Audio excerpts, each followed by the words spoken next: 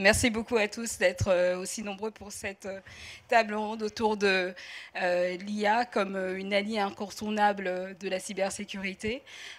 Comme vous le savez, nous sommes dans un monde de transformation et d'accélération de la menace. Et s'agissant de cela, les acteurs, les experts métiers de la cyber s'adaptent. Et au cours de cette table ronde, l'idée est de voir justement comment et en quoi l'innovation en cybersécurité permet de mieux détecter ou de mieux renforcer la lutte contre les menaces prégnantes. Et pour cela, effectivement, m'accompagne donc dans cette réflexion. Donc à ma gauche, William Richie, qui est Chief Technical Officer chez Custasi. Madame Dounia El Bakal, qui est directeur produit et développement et innovation chez Mastercard, et bien sûr Monsieur Bassem Derbal, qui est groupe RSSI Group au sein du Crédit Agricole. Voilà. Donc mes premières questions en matière justement de prévention. L'idée effectivement c'est de voir ensemble comment justement au vu des nouveaux schémas d'intrusion de type 0D ou de type menace APT, comment justement le métier des experts cybersécurité s'adapte pour être plus performant, plus agile, plus préventif aussi. Bonjour à tous. Oui. Bonjour à tous, merci. Alors, avant de commencer, effectivement, l'IA, aujourd'hui, incontestablement, elle peut être considérée comme un allié à la cybersécurité. Par contre, ce qu'il faut savoir, c'est qu'il ne faut pas penser directement IA comme la solution ultime à tous les problèmes. Je m'explique, c'est aujourd'hui, l'IA, effectivement, elle peut aider à l'identification des menaces, elle peut aider à traiter énormément de données. Par contre, il faut commencer par, comme disait mon collègue tout à l'heure, par des expérimentations, par des POC, par adresser ce prisme, de l'intégrer dans la stratégie d'une entreprise. Et là où l'IA peut aider, c'est de par sa capacité à traiter énormément d'événements, de logs, de données. On parle dans un SOC, il y a des centaines de milliers d'événements et de menaces que pourraient être identifiées par minute, et pas par journée ni par mois. Il y a aussi l'apport d'un point de vue apprentissage algorithmique de l'outil. Donc, il y a ça, c'est pour la partie détection, mais au-delà de ça, l'IA aujourd'hui, à travers que ce soit des solutions faites maison, ce que j'ai fait maison, c'est des LLM qui sont introduits et entraînés pour l'entreprise pour un besoin privé ou des solutions marché qui se trouvent chez certains de nos éditeurs. Elle a un avantage incontournable. Alors j'ai entendu tout à l'heure un chiffre, baromètre du CISA, effectivement, que 46% des RSSI aujourd'hui ont adopté l'IA. À titre d'exemple, en octobre 2023, 56% des RSSI pensaient le faire. Donc pour voir juste l'avancée entre ces deux chiffres-là, c'est que concrètement, entre octobre 2023 et février 2024, il y a quand même la moitié des RSSI et des CISO qui ont commencé à adopter cette approche-là, de par les différents avantages que peut apporter une IA. C'est simple, il faut penser aussi que la côté obscure de la force, ce qui est hacker et compagnie, donc, utilise aujourd'hui l'IA. Donc, il faut se mettre effectivement au même niveau technologique, mais bien sûr dans un cadre bien maîtrisé, dans une approche bien structurée. Et le plus important, qui dit IA, il dit aussi sécurisation des données ad hoc, les données qui vont être exploitées. Il faut bien prendre toutes les mesures de sécurité qui sont associées à ça, afin d'avoir un usage bien responsable et bien maîtrisé à l'IA. Voilà. D'accord. Donc on va peut-être vers IA contre IA. Et donc, quelle pourrait être la réponse d'un acteur bancaire comme Mastercard par rapport à ce nouveau paradigme, justement? Oui, alors nouveau, oui et non. Enfin, quand on dit IA contre IA, en tout cas, ce qui est certain, c'est qu'aujourd'hui, on n'a jamais été...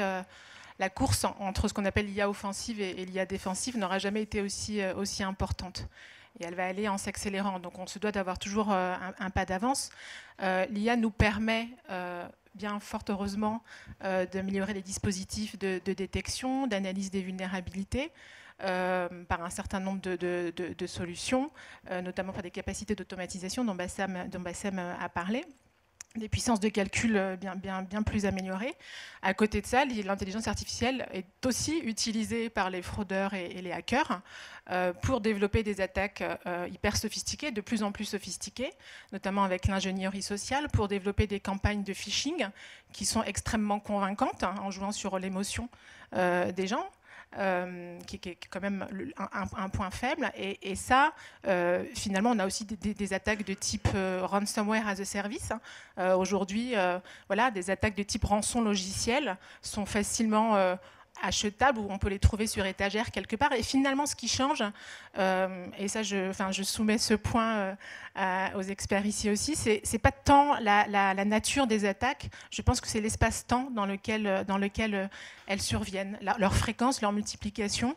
Et finalement, l'intelligence artificielle se démocratise, tout comme elle se démocratise dans notre quotidien. Et elle permet d'avoir accès à des attaques facilement à des fraudeurs, à des attaquants qui ne sont pas forcément hyper expérimentés, contrairement à ce qu'on pense. Et ce qui fait qu'on se doit, aujourd'hui c'est indispensable, tout comme on le fait en matière de lutte contre la fraude en paiement depuis déjà 10 ans, de s'allier et d'utiliser l'intelligence artificielle dans les dispositifs de sécurité. Et c'est ce que Mastercard fait déjà depuis 10 ans. Dans les deux domaines, à la fois en matière de lutte contre les de fraude dans les paiements ou de cybersécurité. On a investi plus de 7 milliards d'euros les 5 dernières années seulement en matière d'intelligence artificielle. Mais c'est un pas indispensable. Et je pense que, je ne sais pas si William et Bassem approuvent et partagent ce point de vue. Mais Oui, alors c'est vrai que pour l'instant, c'est en volumétrie qu'on voit le nombre d'attaques qui augmente, et le paysage de type d'attaque n'a pas vraiment changé. Nous, c'est ce qu'on remarque chez les clients. Mais la volumétrie a clairement augmenté, mais pas encore. Et alors je vais peut-être aller dans la technique un poil, mais une des raisons pour ça, c'est que pour l'instant, les IA génératives ont tendance à perdre du contexte. C'est-à-dire qu'elles oublient le contexte de votre réseau, de votre entreprise, de comment on a fait la fraude. Mais ça, c'est juste une question de temps, de moyens d'entraînement technique, avant que des IA puissent retenir tout le contexte de votre entreprise, de votre réseau, de vos systèmes de sécurité, et développer des nouveaux types d'attaques. Et ça, nous, on le voit au niveau des pentesters. Donc, il y a des outils comme Pentest, GPT, où on voit qu'ils deviennent de plus en plus contextualisés et qu'ils comprennent de mieux en mieux le contexte des commandes qu'ils ont fait avant. Donc, pour l'instant, ça n'a pas changé le paysage, mais c'est en train d'arriver. Et le shift du coup du côté défense, c'est de plus avoir des IA qui sont entraînées sur des attaques spécifiques, mais des IA qui regardent le comportement, qui disent ça c'est un comportement que je ne peux pas classifier mais qui n'est pas normal. Et le problème de passer sur des IA comportementales, c'est les faux positifs. C'est générer beaucoup plus de faux positifs, et ça va être là le combat pour nous qui générons des solutions de défense. Justement, en matière de cyberdéfense, quel cas d'usage sont en train d'émerger ou vont émerger justement au niveau des institutions financières pour justement être plus agiles et plus performants. Alors, comme je disais tout à l'heure, ça dépend des institutions financières et surtout ça dépend du contexte technologique dans lequel elle est. Donc ça, c'est un prérequis.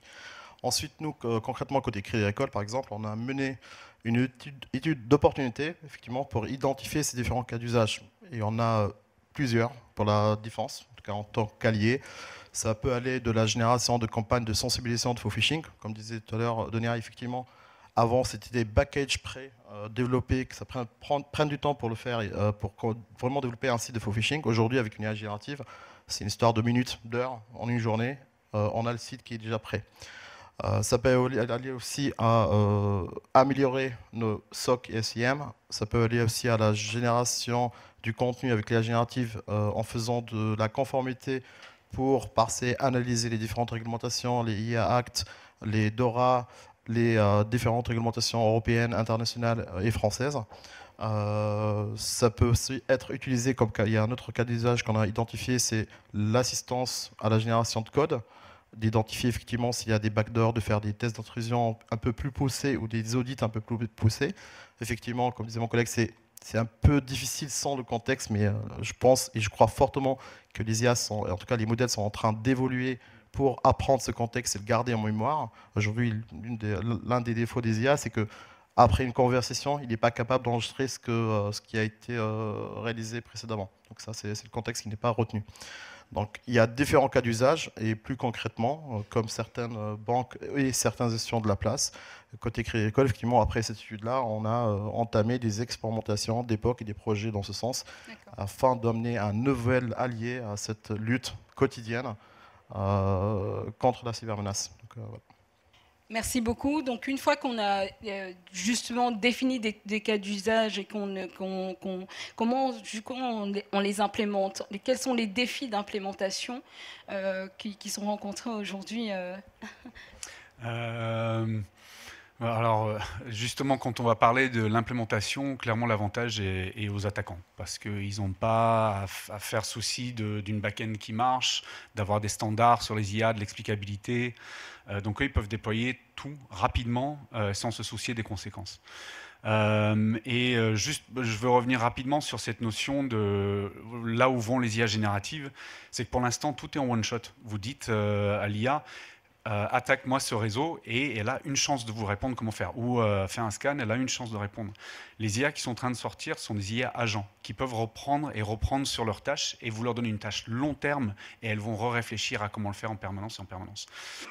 Et ces IA-là, les attaquants, ils n'ont pas à se soucier de la réglementation pour les mettre en place. Ils n'ont pas à se soucier que le développement soit compliqué, alors que nous, on doit le faire.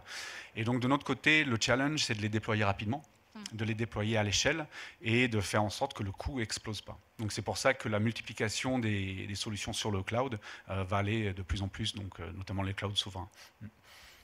D'accord. Et toujours dans le déploiement justement à l'échelle, quels sont les leviers qu'un opérateur comme Mastercard a pu identifier en termes de pratique voilà. Oui, alors avant de parler peut-être de la mise à l'échelle, qui est un point critique en matière de cybersécurité et d'application d'intelligence artificielle, je voudrais revenir peut-être sur les cas d'usage aussi. Oui. En fait, on a parlé de différents cas d'usage, mais ce que je voudrais dire, c'est que en matière, c'est toujours intéressant, moi je trouve intéressant, et ce que je peux apporter ici, c'est l'angle paiement, dans lequel on utilise l'intelligence artificielle depuis déjà une dizaine d'années. Il y a différents cas d'usage, et ça intéresse beaucoup les métiers. Aujourd'hui, c'est toujours intéressant de voir comment on l'utilise déjà et comment du coup on peut étendre leur utilisation en matière de cyber, mais on l'utilise déjà au niveau des transactions de paiement. Donc on l'utilise en amont de la transaction, pendant la transaction, et aujourd'hui, en fait, l'intelligence artificielle, notamment générative, nous permet d'améliorer les dispositifs de détection en temps réel, de pouvoir informer les établissements bancaires des niveaux de risque des transactions beaucoup plus rapidement. Donc, je veux dire, ce n'est pas quelque chose de tellement nouveau, et les établissements bancaires ont l'habitude de l'implémenter. Ce n'est pas totalement nouveau. Elles ont des dispositifs, effectivement, on passe très souvent par des pilotes, mais c'est quelque chose qui existe déjà. Ensuite, ce qu'elle nous permet en matière de cybersécurité, alors quelques exemples peut-être très concrets. Aujourd'hui, avec l'intelligence artificielle, on est en capacité, on a chez Mastercard, par exemple, plus de 22 000 modèles de scénarios de fraude. On est présent dans plus de 130 pays. On connecte 22 000 institutions bancaires à des millions de commerçants. Donc, on associe à la fois la combinaison des données avec les technologies d'intelligence artificielle.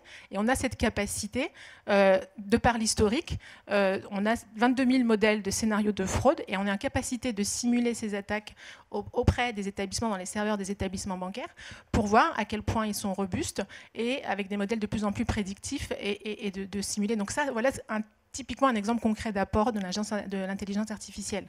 On est en capacité aussi, par exemple, de simuler, en tout cas, de renforcer les dispositifs de continuité d'activité quand il y a un incident.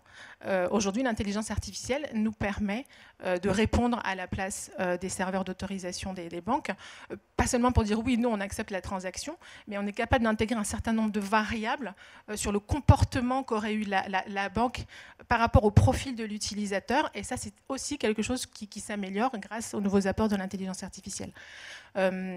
Alors après, sur effectivement la question de l'approche, on va dire, écosystémique et la mise à l'échelle, l'intelligence artificielle, notamment prédictive, elle a un coût.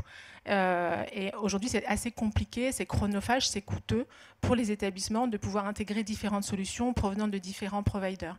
Nous, chez Mastercard, on a une conviction assez forte que la lutte contre la cybercriminalité elle se fait, il n'y a pas une solution miracle en fait. Ce sont une complémentarité de solutions. Donc il y a les data, il y a l'intelligence artificielle, il y a les données dont disposent les partenaires aussi. Et on a changé un peu de paradigme et c'est assez nouveau aujourd'hui. Là où précédemment, historiquement, on offrait notre technologie d'intelligence artificielle et nos solutions uniquement à des établissements qui, pour les transactions de marque Mastercard, aujourd'hui, on ouvre notre technologie via un cloud de services et on donne accès à cette technologie d'intelligence artificielle à des transactions de tout type de marques, donc même des marques concurrentes ou domestiques, parce qu'on pense que c'est la collectivité, la communauté dans son ensemble et l'écosystème qui en bénéficiera. C'est ce qu'on appelle Mastercard Access, donc c'est assez nouveau. On va l'enrichir, donc typiquement, aujourd'hui, on est en capacité de fournir des scores et de scorer, d'évaluer les risques via nos technologies de transactions qui ne sont pas des transactions de nos franchisés. Donc voilà, c'est vraiment notre paradigme, c'est ce qu'on appelle l'intelligence artificielle collaborative, on va dire. Justement, ça va nous permettre de faire la transition justement pour plonger au cœur de l'IA générative justement et voir comment, en matière d'encadrement, quels leviers on peut mettre en place pour assurer, pour renforcer la confiance dans ces nouveaux modèles d'IA. Alors, pour moi, c'est assez simple. C'est d'utiliser déjà ce qui existe en termes de cadre normatif au sein des entreprises, des institutions, en termes de comités régaliens ad hoc aussi au sein des entreprises. Toute solution, de toute façon, doit être conforme, doit être labellisée, on va dire, en interne, à travers des POC, à travers des études de risque, des analyses de risque, etc. Ça, d'une part. Mais ce qui est plus important pour l'adoption, parce que l'IA, c'est vrai, c'est un allié, mais c'est l'un des alliés de la cybersécurité au sein d'une institution, c'est... il y a plusieurs leviers. Premièrement, c'est, je dirais, la formation des collaborateurs. On ne va pas utiliser une IA sans pouvoir effectivement bien la maîtriser et bien l'utiliser. À défaut, on peut avoir des résultats qui sont complètement en défaveur du besoin initial. Ensuite, il y a l'écosystème en lui-même. Il y a la classification des données qu'on va utiliser, chose qu'a réussi à faire Mastercard par exemple. Nous aussi, on emboîte le pas, c'est que pour utiliser une IA, elle va pouvoir accéder à un énormément de données. Donc, quid de leur classification? Quid est-ce qu'on va les mettre sur le public ou pas, sur un cloud privé ou un cloud public? Est-ce que ces données-là vont être brassées par l'IA, mais pourront générer d'autres données? Du coup, qu'est-ce qu'on en fait? Qui va être le propriétaire et traitement de ces données-là? Il y a aussi l'imbrication dans l'écosystème et dans les infrastructures existantes d'une grosse banque comme le Crédit Agricole. Donc ça, si c'est un challenge. Donc, tous ces points-là, c'est des axes qui pourront effectivement amener à une adoption sereine, saine et maîtrisée, surtout, d'une IA pour la cybersécurité. Alors, je suis un peu moins confiant que vous là-dessus. La réglementation a quand même des limites claires. Donc, par exemple, si vous faites certifier votre solution par l'ANSSI, ils vont certifier que vous n'introduisez pas vous-même des failles, mais ils ne vont pas certifier que votre IA, elle marche et qu'elle marche correctement. Et en fait, il n'y a pas de certification qui permette de dire on est sûr que cette IA elle marche et qu'elle va être pérenne et qu'elle détectera efficacement sur une année, 2 années, 3 années. Et dans notre expérience, la seule manière qu'on a d'essayer de s'assurer que nos IA elles fonctionnent as intended sur une période, c'est de les attaquer en permanence. C'est d'avoir ce que vous disiez vous, mais nous on a une architecture similaire à vous, on est en train de les tester en permanence. On a une IA qui attaque notre IA sans arrêt. Et ça a un coût certain, mais c'est à faire. C'est aussi l'un des cas d'usage que je n'ai pas évoqué tout à l'heure lorsqu'on a fait notre étude d'opportunité, c'est de pouvoir challenger 2 IA, de dire voilà, ça c'est un allié. La cyberdéfense, c'est le côté lumière, on va dire, et l'autre, c'est le côté obscur. Et on s'imagine de les challenger tous les deux, effectivement, pour pouvoir aller jusqu'au bout de l'exercice et pouvoir identifier quelles sont les potentielles vulnérabilités qui pourront être engendrées par l'adoption de l'IA. Donc ça aussi, c'est un axe, en tout cas, c'est un des points qu'il faut prendre en considération en adoptant une IA. Mais ça fait partie du processus d'une analyse de risque d'une manière globale. Donc voilà. Merci beaucoup. Je vais peut-être revenir avec Dunia chez Mastercard pour qu'on plonge au cœur de l'approche d'IA collaborative chez Mastercard. Quelles initiatives vous avez prises, et notamment pour lutter contre les scams, ce genre de choses? Oui, alors un exemple récent de cette approche d'IA collaborative, c'est une expérience qu'on a eue en Angleterre, où en fait l'écosystème bancaire, hein, donc on a travaillé avec une dizaine de banques au Royaume-Uni, qui s'est dit il faut absolument que collectivement on travaille ensemble pour lutter contre, vous savez, il y a une explosion des escroqueries, ce qu'on appelle des escroqueries. Alors, ça peut être des escroqueries amoureuses, ça peut être des escroqueries. Notamment, ce sont des virements qui sont faits de façon totalement légitime. Je fais un paiement en pensant que en face j'ai bien un commerçant et que je vais m'acheter une paire de chaussures, alors que le site commerçant est totalement frauduleux en fait, ou que je fais un virement à un ami proche ou à un amant. Enfin voilà, donc ce type d'escroquerie a explosé, hein, ça fait typiquement partie des escroqueries les plus difficiles à détecter, parce que finalement elles contournent totalement tous les dispositifs d'authentification et de vérification existants. Puisque je le fais de manière totalement volontaire en pensant m'adresser à un interlocuteur qui n'est pas qui il est.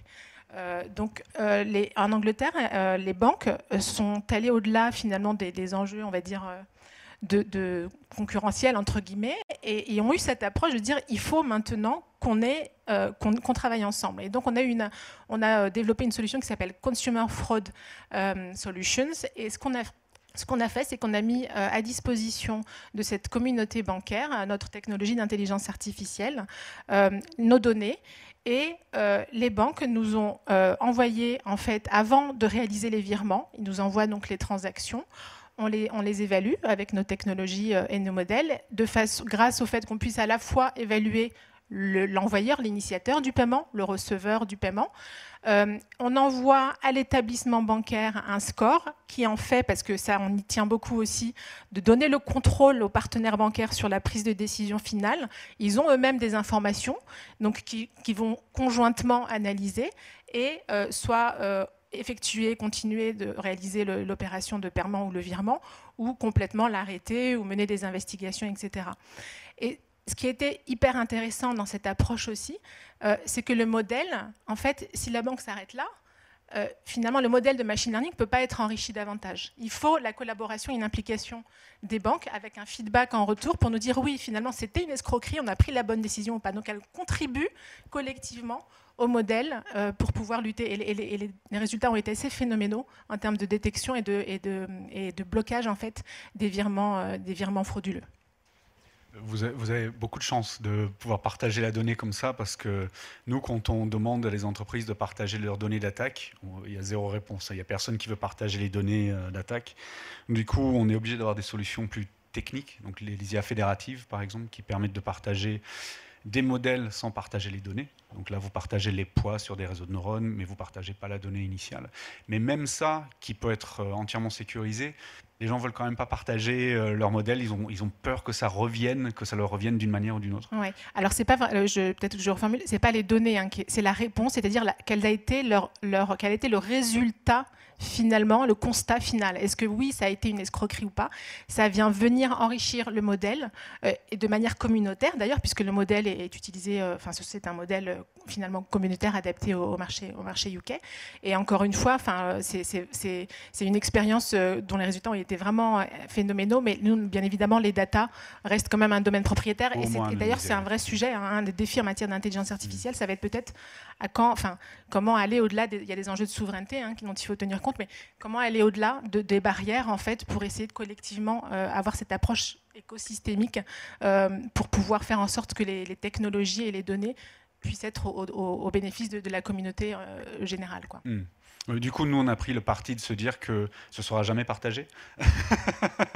Et du coup, on axe beaucoup nos IA sur des comportements. Donc, de se dire, on ne va pas apprendre des nouvelles attaques ou de nouvelles procédures, mais on va apprendre quel est le comportement normal d'un réseau ou d'une entreprise et d'essayer d'intelligemment détecter toutes les déviations par rapport à ça. Mais ce serait beaucoup plus facile si on pouvait partager les données d'intrusion ou d'attaque. Merci. J'aimerais que nous revenions un petit peu sur l'enrichissement des pools de données que vous aviez évoqués précédemment, pour comprendre aussi les perspectives qui s'ouvrent à vous dans les prochains mois, les prochaines, par rapport à ces pools de données. Pour nous, c'est des IA génératives. Donc nous, on travaille sur la détection dans le réseau, donc des intrusions dans le réseau. Et on axe pas mal de recherches sur pouvoir faire des pen tests automatisés et intelligents sur des réseaux simulés et multiplication de réseaux simulés. Donc notre approche, c'est passer par là. Bah, pour nous, pour le Crédit Agricole, je pense que les cas d'usage sont tellement variés qu'on ne va pas s'auto-censurer ou exclure des cas qui sont potentiellement prometteurs. Donc ça peut aller de la recherche documentaire ou de la génération de texte pour l'IA générative vers une aide ou une assistance aux équipes opérationnelles un peu plus poussées, type SOC, SIEM, etc. Je ne sais pas si vous avez vu DORA ou les différentes réglementations et l'IA Act, etc. Donc, pour se noyer dans une centaine de documents pour trouver le bon paragraphe qu'il faut et le bon écart qu'il faut mettre en place, je pense qu'il faut passer chez l'ophtalmo après. Mais oui, effectivement, ça pourrait être une grande aide sur un panel vraiment varié d'un point de vue cybersécurité. Donc, Non, enfin, je pense que j'ai déjà partagé. Voilà. Peut-être pour les quelques 4 à 5 minutes qui nous restent, je peux demander au public si quelqu'un dans la salle a des questions pour nos intervenants aujourd'hui. C'est l'occasion aussi de... Non. Soyez pas timide. Ah oui, par là.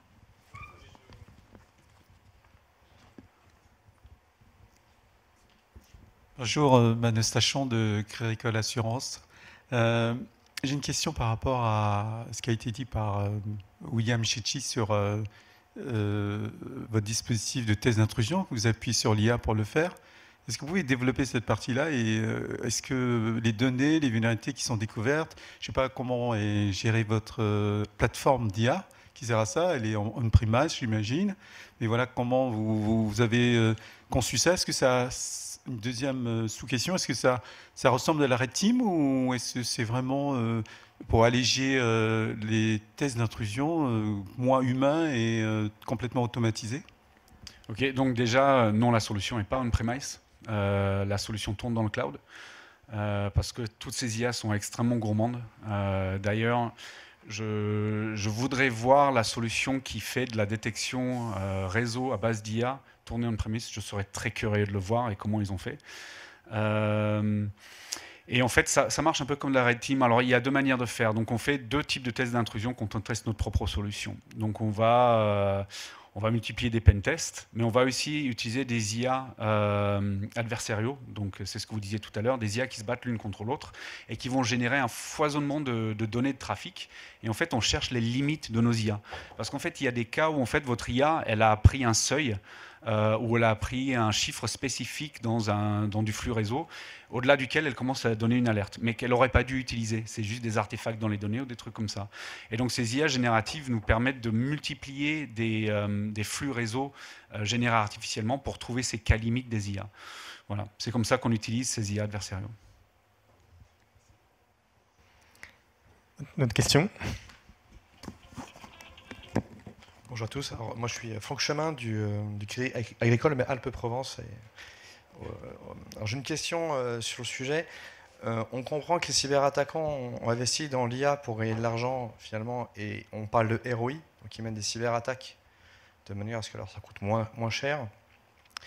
Est-ce que paradoxalement, ou pas, justement, est-ce qu'on peut faire le même constat côté défense?